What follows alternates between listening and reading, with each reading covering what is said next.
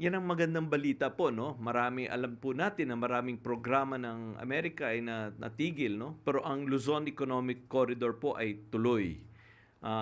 Kaya natutuwa po kami when we received the letter from the USTDA.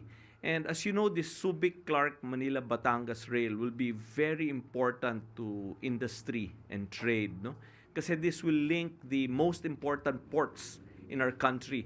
The Subic Port, the Manila Port, and the Batangas Port together comprise over 80% of all volume of port traffic in our country. That's why the Subic, Clark, Manila, Batangas Rail is extremely important to our development. Sir, one more question. How much the loan that the US provided to us? $3.8 million po.